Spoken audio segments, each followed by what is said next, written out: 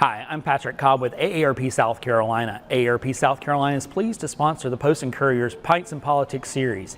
AARP is a nonpartisan organization. We don't endorse candidates nor parties. We work on issues important for families 50 plus in South Carolina. Follow us at aarp.org/SC.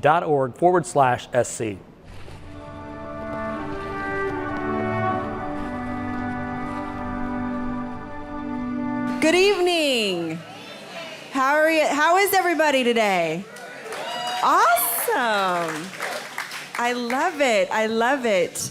Welcome to Pints and Politics, hosted by the Post and Courier.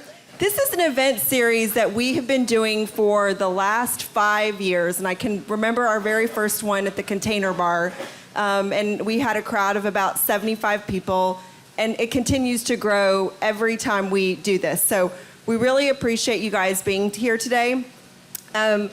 This evening, you're going to be hearing from our first congressional district candidates. We'll first hear from Michael Moore, and then afterwards, we will take a short break, and then we'll hear from Congresswoman Nancy Mace. So today, right now, with Michael Moore, this will be our 50th interview, the Big 50.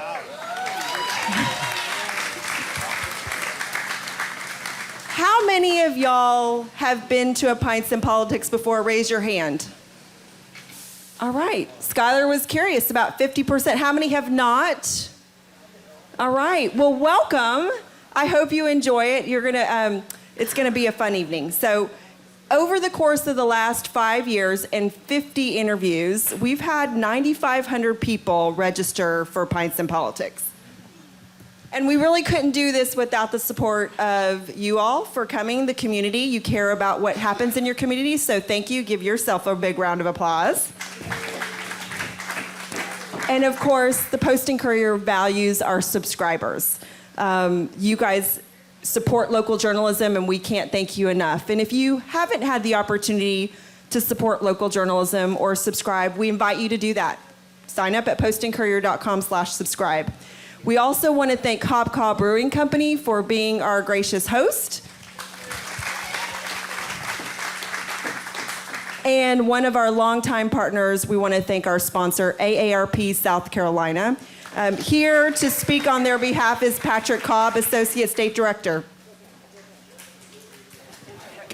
So Pints and Politics now qualifies for AARP membership turning 50, so we'll have to find you a card. How about that, Skylar? So I want to welcome everybody. How many of you have already voted in early voting? Wow. Wow, this is impressive. They're saying that, 40% or so of registered voters will have voted by Saturday. So on behalf of AARP, we're nonpartisan. We don't endorse candidates, but we do like a good cold beer and a conversation about politics in South Carolina. So thank you all for being here with us. Out on the table, there's some keychains that has information about how to vote in South Carolina. There's a QR code if you need to know your polling location, your districts, your sample ballots. It's all out there. There's also a hard copy of it as well, too. So grab that on your way out if you need one, and enjoy our evening. Thank you very much. Thank you, Patrick. Thank you for your longtime support. Okay, before we start, everybody should have received a piece of paper, the rules of decorum. You have them? Okay, I hope you read them. Basically, it means we ask everybody to be kind. Don't break any of the rules, and if you break the rules, then unfortunately we're gonna have to ask you to leave. But that's not gonna happen tonight, right? You look like a good crowd. All right, perfect. So I'm gonna start off introducing our speaker, our guest today. Michael B. Moore, a business executive, brings experience from leadership roles in Fortune 500 companies, startups, and nonprofits. He served as the inaugural president and CEO of Charleston's International African American Museum. Moore holds an MBA from Duke University and an honorary doctorate in public history from Dickinson College. His family legacy includes Civil War veteran and U.S. Congressman Robert Smalls, his great-great-grandfather. Moore resides with his wife Carla and has 4 sons, David, Lucas, Israel, and Robert, and 1 granddaughter, Sasha. So with that said, I'm going to turn it over and introduce y'all to our political editor. Give it up for Skylar Croft. Good to see you again. Good to see you. How many of these forums have you done along the way? Do you have a count in your head? 872. Yeah, okay. And you reached 750,000 people. That's right. Okay. And again, let's go back to our very first traditional question in Pints and Politics. what is your alcohol favorite? And especially, is there a beer? I see a cold, frosty beer there. What flavor would you prefer? I am really loving this North Point beer here. Yeah. It's wonderful. And I think inspired by Mount Pleasant, as I read. Good endorsement there. All right, let's go into the second question. Early voting is underway, and by most accounts, participation is very high in the first district, which by history and recent gerrymandering by the state legislature is again trending red. What can you say to persuade independents or Republicans on the fence to break your way in the next couple days? Well, thank you for the question, and I hope I'm not too loud, but I've been promised that it's okay. Okay. Well, look, I'm a pro-business Democrat. My background, as I mentioned, is in business. I have led companies and organizations over the last 30 years. The late 90s, I was president of a software company that was a pioneer in creating what we all now ubiquitously know as social media software. A bit after that, I was CEO of a company called Glory Foods that we actually moved from Columbus, Ohio to South Carolina, bringing jobs and opportunity here. I've done business on 4 continents. I've engaged with foreign heads of state. I've served on my local Chamber of Commerce. I joke with folks on my team that I speak moderate Republican. So I think, there's a lot that I think folks all across the board find in our candidacy. I'm focusing on core kitchen table issues. I reject a lot of the hyper-partisan divisiveness that's so much a part of politics these days. There are people in our district, in this room, who have real needs and need to have a government that works, and not just for the 1% who are doing quite well, but for everyone. And so I am focusing on those core issues, and I'm sure we'll have an opportunity to dive into those. But again, I think it's critically important to understand that there are real needs here in the Low Country, and my sense is that the incumbent has been focused much more on sort of playing politics and in perhaps building her personal brand than in delivering for the people of the Low Country. And so let's just take an issue. The environment.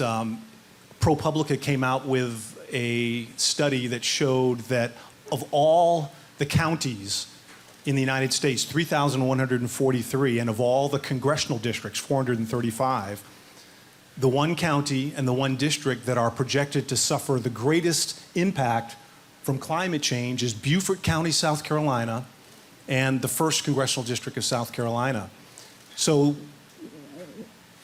my opponent just doesn't believe in that. She's been labeled a climate denier, and we need to have somebody in Washington who understands the challenges, who understands the needs, and who is willing to roll up their sleeves and work for the district.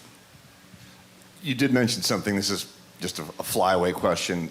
Do you speak any foreign languages? You mentioned doing business on 4 continents. Are you like a C Spanish or D- German? Do you have any languages? Bueno, yo hablo español un poquito.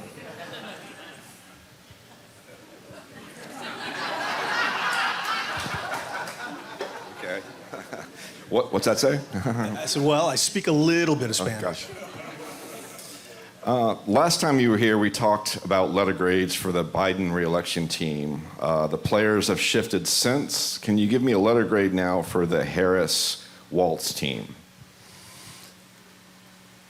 Well, I guess we could sort of hold our breath until next Tuesday and we'll ultimately find out. But it seems to me that coming from, look, part of the reason why I said that President Biden got an A- in my view was because I thought that he was undervaluing, underutilizing his vice president.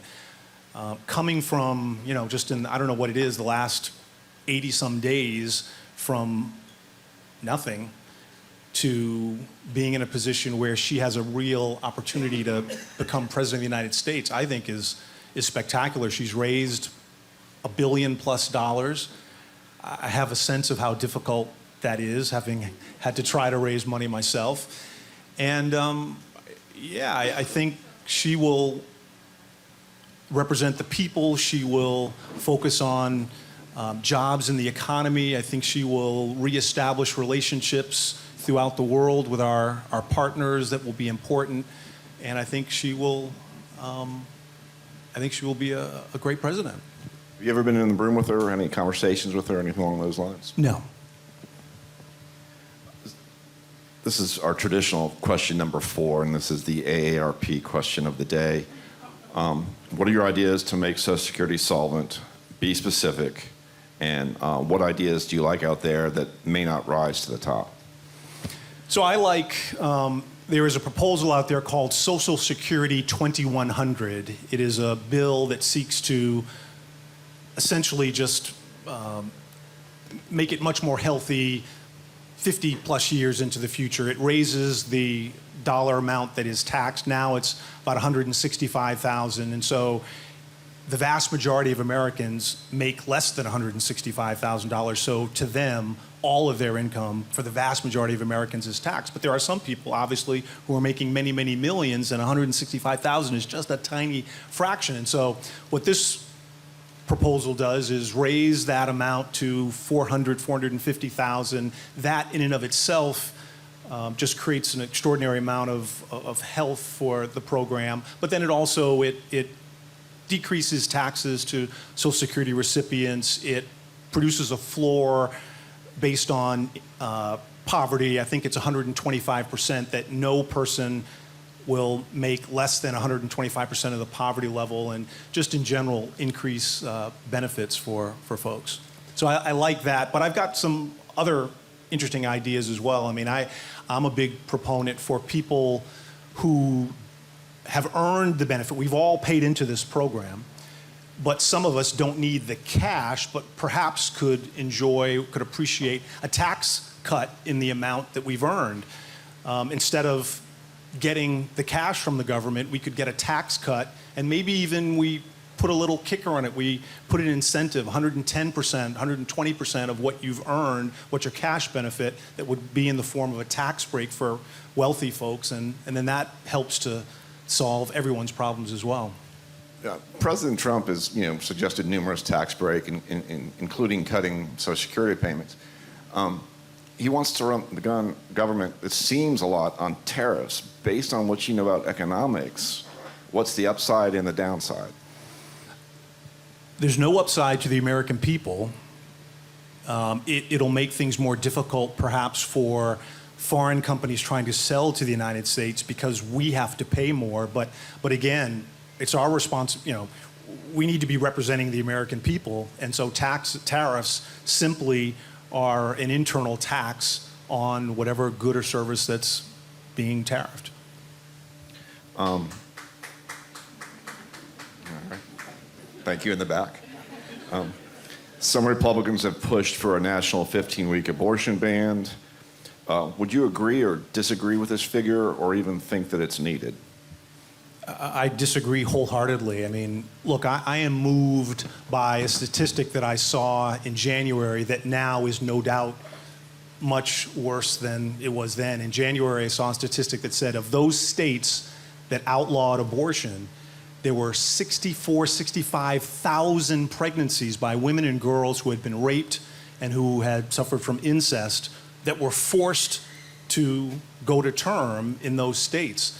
And just in my judgment, in my sensibilities, that is compounding a horrific crime by not giving women the right to make their own decisions about their own bodies, their own health care. So I believe we should codify Roe and put in place the laws that were there with Roe v. Wade.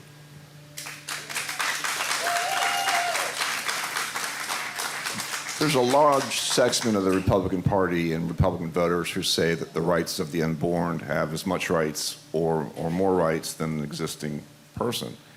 How would you take that argument to them to try to persuade them? I would say that I would deeply respect their decision to not personally to have an abortion, if that's how they see it. But to force their worldview on every other woman just doesn't seem right to me.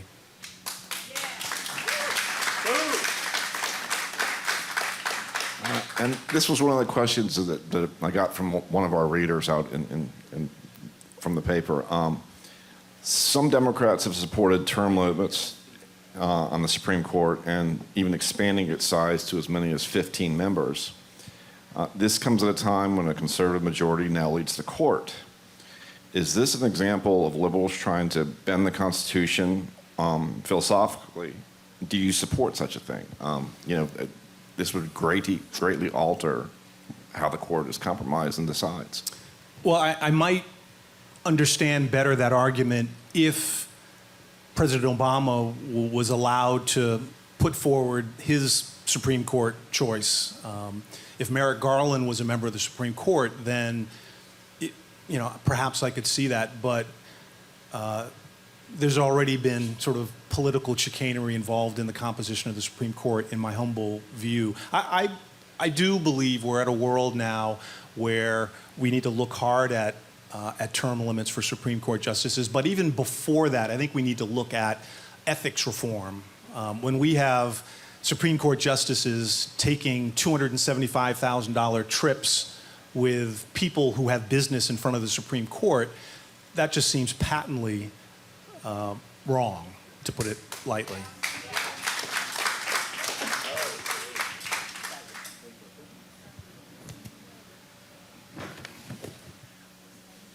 Do you envision an America where military-style weapons are outlawed for sale in the U.S., or is that realistically something that's never going to happen?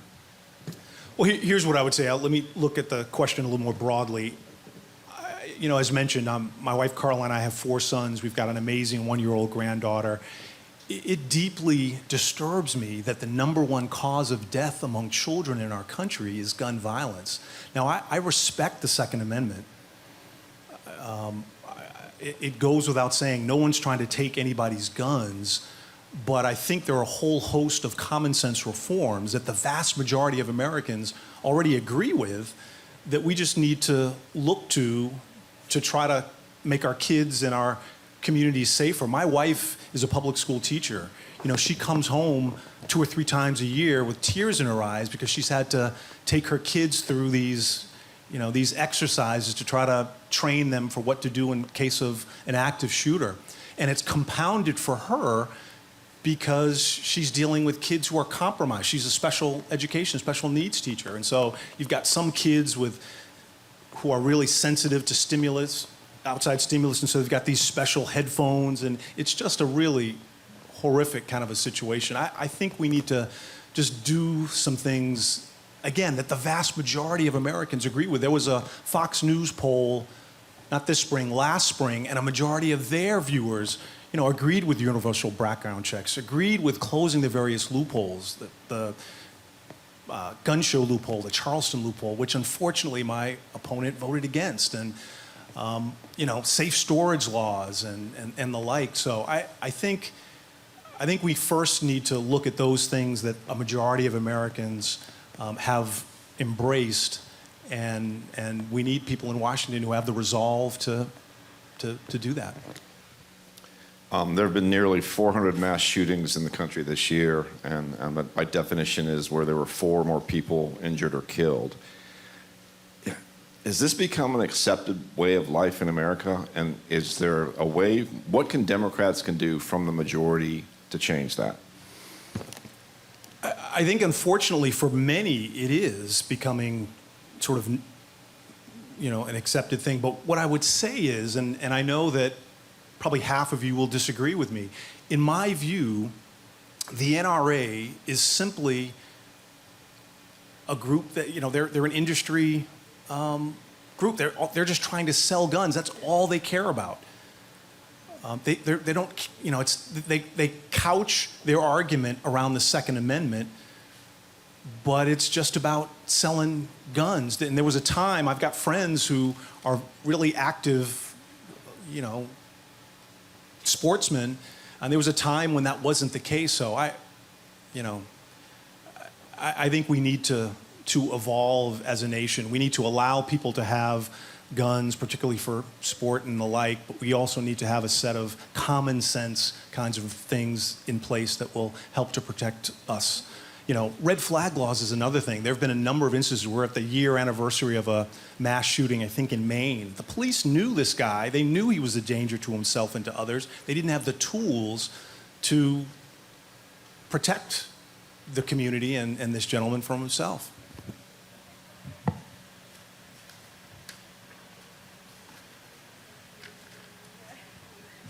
What is the biggest lie or whopper you've heard from Donald Trump, the one that sticks with you the most?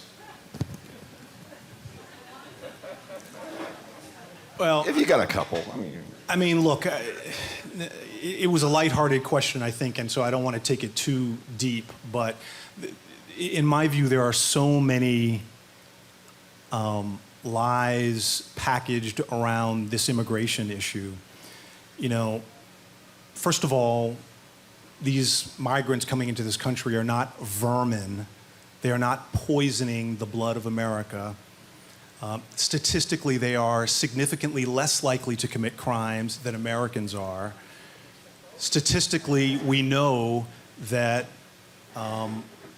these folks are not the ones bringing fentanyl into the United States. It's Americans going across the border and bringing it back. So we just need to unpack a lot of the dishonesty, and I'll just leave that as sort of the answer. And a close second being that folks from Haiti are eating dogs and cats. And that wasn't from him, but from his vice president. what is the biggest lie or whopper you've heard from your opponent, Congressman Mace? I have heard that she has challenged my family history. She has challenged my professional resume. She has challenged all kinds of things. And, you know, I think at the forum we did back 6 weeks or so ago, she said that she was a champion for women. She was the leading voice for women.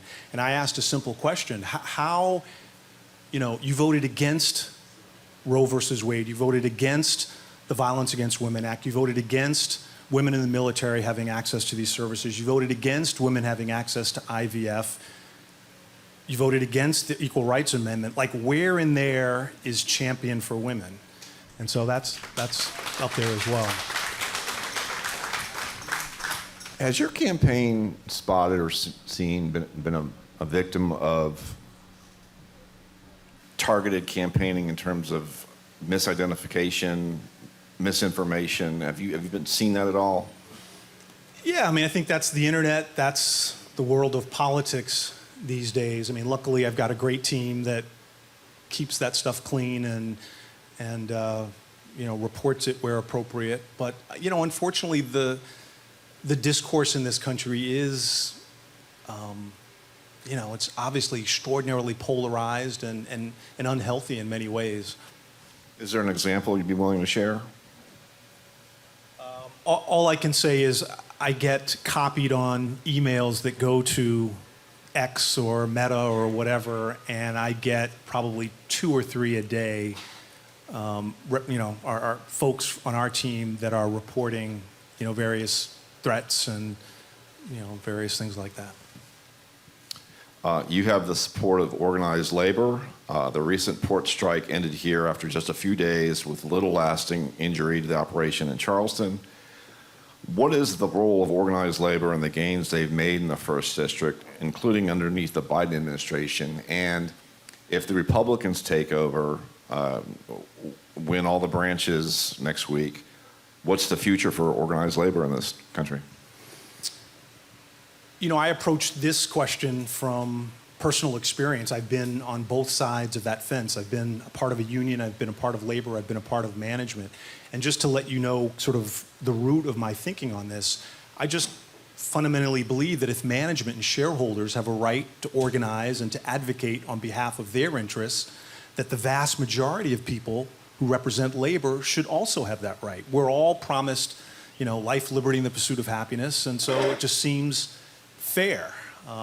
The other thing, I look at the over history the contributions that the labor movement has made. And I would imagine most people in this room appreciate a 5-day work week, an 8-hour work day, a lunch hour, the fact that, there are just no child labor, even Social Security came out of the labor movement. So it just feels like, and we know that since Reagan, that average wages have wages relative to productivity has gone down.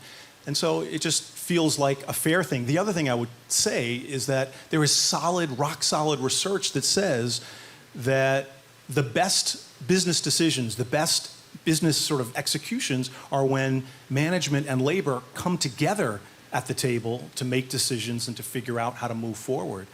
And so that's how I see this. What does it tell you that, like in a community like Charleston as well, is minimum wage has been surpassed by normal wages? I mean, granted, you can't take Charleston across the country, but what are your thoughts on the economy here? And it really, a minimum wage not needed because it's been surpassed. Well, 2 points on our economy here. One is, penetration of labor unions in this state is among the lowest in the country, and therefore it's not a coincidence that average wages are among the lowest in the country. I think 47th, 48th out of 50 states. So there's a direct connection. And, I just, again, it just fundamentally comes down to why shouldn't the vast majority of people in this state have an opportunity to advocate for their interests sitting down across from, management and shareholders. What would be the resolution to the war in Gaza that would be in the best interest of the United States, in your view? Well, I think Israel needs to be secure in its borders and in its homeland.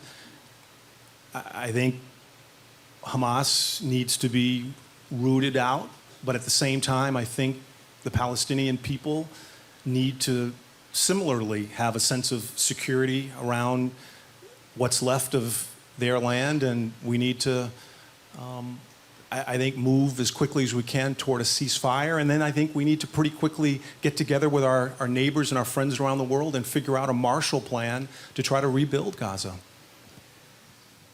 Very simple question. Do you want Ukraine to win its war with Russia? Yeah, it's a simple answer. I absolutely think yes. I mean, our campaign is advised. There's a former 3-star general, Ben Hodges, who used to command the United States military in all of Europe. And he lays it out. He says, look, if we let Putin have his way in Ukraine, Putin will not stop there.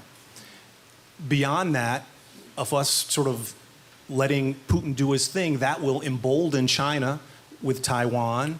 And it's just an enormous game of dominoes that will not be in our favor. All of a sudden, we'll have our young people, men and women in the military, off to various hot spots around the world serving, and I don't think anybody wants that.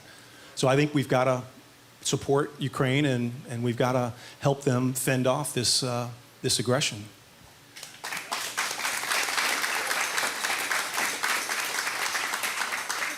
Outside of the VP pick coming from education has barely been heard on the campaign trail this year. Some of the Republicans want to do away with the federal Department of Education. What can you, as a member of Congress, do to support education in this country? Well, there's some things I can do through a bully pulpit, talking about just the importance of education, and then there's other legislative things. And I will just sort of take a step back. I approach this issue from a very personal one. My wife, Carl, is a teacher. Both my parents were teachers. 3 of my 4 grandparents were teachers. And my great-great-grandfather wrote the legislation to create the first public school system in the country. So I've seen just the benefit of education. I've seen how it can transform lives. I also know of research that says that lifetime earnings, accumulated earnings of someone, is directly connected to education. And so when we fail to deliver consistently high-performing education, we effectively handicap our young people. 90% of our kids go to public schools. And so we've got to deliver consistently high-performing education. And so whether it's advocating to pay public, fund public schools and to stop these schemes that, siphon off public dollars for private schools, whether it's paying public school teachers. And then I also think we need to try to protect the classroom from extreme elements that are trying to influence it. President Trump's approach to the Affordable Care Act has run the gamut of his ideas. He's wanted to scrap it. He says he wants to improve it, and he's also said he has concepts of a plan.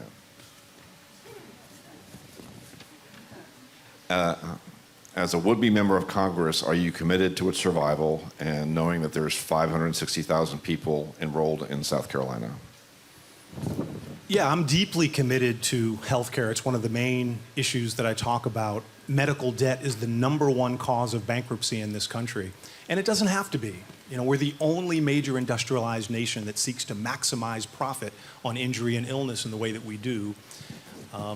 And we just need to do better. I support what President Biden did in putting a $35 a month cap on insulin. My opponent voted against that.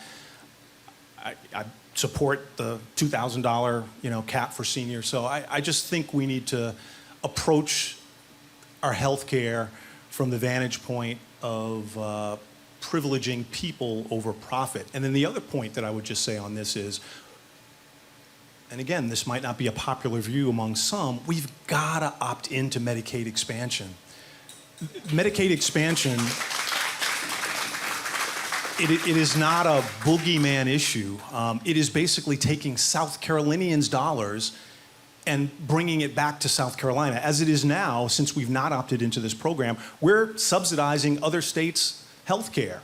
And as a result, we have lost, I saw a projection that 20,000 South Carolinians are no longer with us because of that. And we've lost many physicians. We certainly lost a number of rural hospitals. And that's a major part of increasing the, just the health of South Carolina. And then there are all sorts of, additional problems. I mean, because we didn't opt into Medicaid expansion, medical debt is on average higher in South Carolina, which means that credit scores are on average lower in South Carolina, which makes it much more difficult for people to engage with the economy. You need a decent credit score to buy a car, certainly to buy a house. And so there's just lots of impacts of that decision that, in my judgment, was putting, politics over people.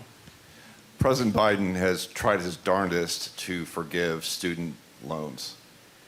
I know you support that, but can you again persuade me why you think that is a good steward financially, paying off loans that people took as adults for only people that go to college as opposed to those who don't? Well, I think my understanding of the issue is that basically the government, in creating these institutions that guaranteed school loans, partnered with universities, colleges and universities with the objective of increasing tuition. It was effectively a scheme to try to make everybody more money, to make these financial institutions more money, to make college and universities more money. And so, look, I met someone a few weeks ago who was maybe in her late 30s, maybe early 40s, and had, I think, $110,000 or so in debt when she started. And the question was asked, what's your principal payment? What's the outstanding principal now? And this was, 15 years later, and it's it's like 5,000 more than what she started with. And so it's just unfair. Now, to the point about people who don't go to college, I have a whole host of ideas about how we bring more jobs, we create better paying jobs with better benefits to sort of support, all kinds of folks. And so, I would not leave them certainly out of this conversation. Well, I'm getting quick enough. We've run out of time here. near the end, but I want to thank you, thank the people here. Thank you all for coming, and be sure to sign up for the Post and Courier, online, at home, all our newsletters. And we hope to do this again. Everyone gets bigger and better. But we're going to end now with a speed round. But let's give one more comment here. No, go ahead. Okay. We'll do the speed round. Okay. I just have a closing comment. Have you voted already? No. How are you going to vote on the sales tax question to finish, the 1 penny to finish 526? No. You're going to vote against it? Crowd likes that one. How are you going to vote on the statewide referendum that asks only a citizen can vote in South Carolina? No. Why is Kamala Harris the best choice for men in America? Well, because I think, A, she respects the Constitution and democracy, and that, I think, is the first thing. She's stimulating jobs. She will work to support working class and middle class folks with her jobs program. She's got a program to stimulate home ownership, home buying. So I think she is, in my view, the most sensible alternative. And why is Michael Moore the best choice for the 1st District? Well, look, I think there are a lot of issues, and nobody agrees with everyone on every issue, certainly. But I think if women's reproductive freedom, the ability for women to make decisions about their own bodies, is something that you happen to resonate with, then I'm the only candidate in this race who you can trust. If Social Security is something that you believe you deserve after having paid into it your whole, working life, I am the only candidate in this race you can trust. If creating a healthier healthcare system that doesn't bankrupt you if you should get sick or hurt is something that you think could be important to you, I am the only candidate in this race who you can trust. If fighting for the environment, if you believe that you're going to need clean air and clean water and that our coastlines remain intact, then I am the only candidate in this race who you can trust. And it goes on, there are just a number of issues. And again, I'm focused on core kitchen table issues that will impact the vast majority of folks. And I think, look, my opponent has been in office for 4 years, and she's passed one bill. She basically, my sense of her sort of motivation, she follows the kind of leadership, her MAGA leadership in voting. But then when that's at cross purposes with the district, because the district is much more moderate, then she offers a slew of bills, most of them frivolous, that never go anywhere. And she can say, oh, I did this, and I did this, and I did this, and I offered this, and I offered that. But only one has been made into law, and that's changing the name of a post office. I'm getting yanked off the stage, but thank you, and please come see us again.